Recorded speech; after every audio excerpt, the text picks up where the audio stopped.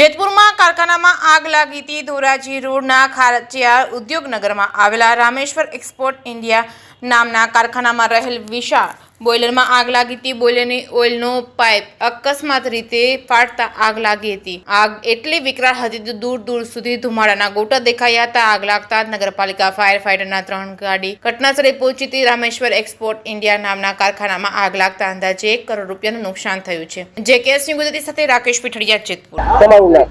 Mansukhbhai Jivrajbhai Vaghani.